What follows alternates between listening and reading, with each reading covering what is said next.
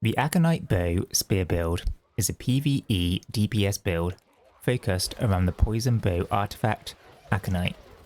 It aims to take advantage of Aconite's unique perk, boosting the damage of both our weapons, and allowing us both a melee and ranged option during fights.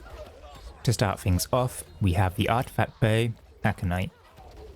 This comes with the unique perk, Poison Affinity, causing us to deal 15% more damage to poisoned enemies. This effect works on both weapons. But how do we apply poison?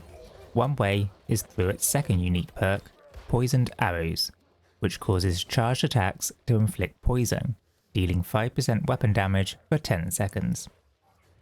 Aconite comes with Refreshing Move and Enchanted. For the final perk, we've added Nature Attunement for some extra damage. Other perks that would also be good would be to add a weapon perk such as Penetrating Rapid Shot or Enfeebling Poison Shot.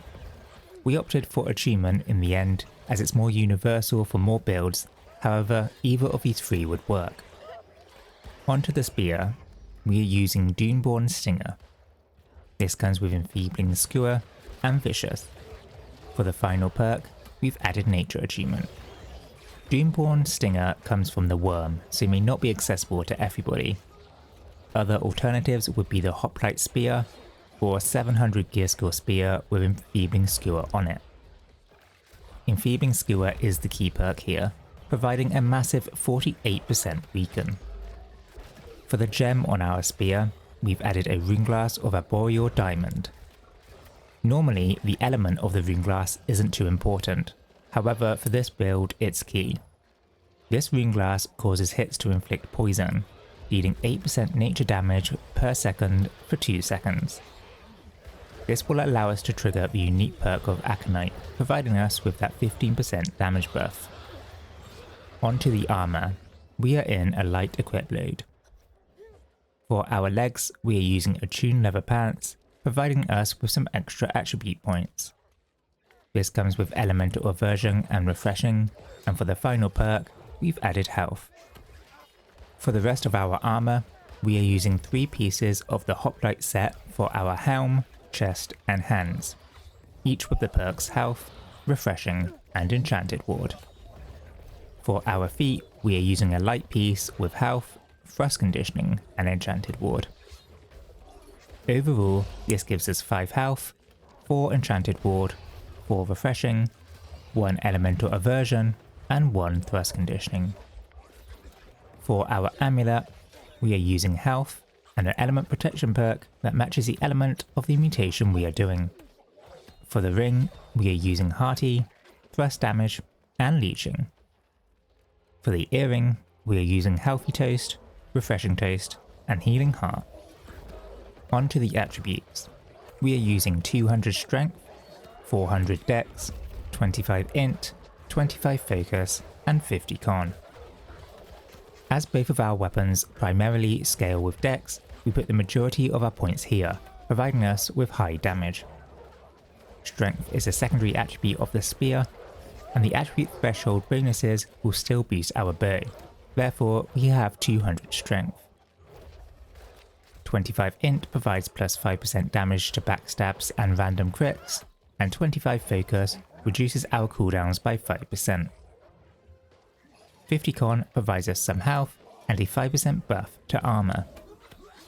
As an alternative, for slightly more damage but less survivability, we can go down to 25 Con and increase our Int to 50 for a 5% buff to enemies inflicted by damage over time. Onto the skills. For the bow, we are using Poison Shot, Rain of Arrows, and Rapid Shot. Poison Shot provides us with damage over time and inflicts poison, allowing us to gain the 15% damage buff from the unique perk on Aconite. Rain of Arrow provides AoE damage and damage over time. Rapid Shot provides single target damage.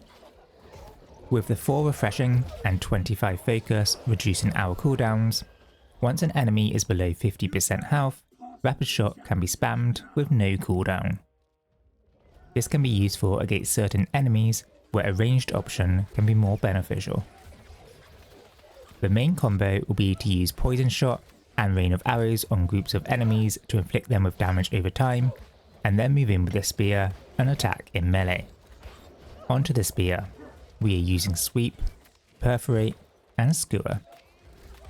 Sweep provides us with some crowd control and big damage. Perforate provides us with damage, rend, and weaken. And Skewer provides us with damage, empower, bleed, and thanks to the perk on our weapon, massive weaken. The main decision will be to decide when to attack in melee and when to go ranged. For most of the fights, we will want to be in melee range, weaving in our poison shot and rain of arrows when they're off cooldown. There are times when an enemy will do big up close damage, or a mutation effect may be hitting you if you're up close to an enemy.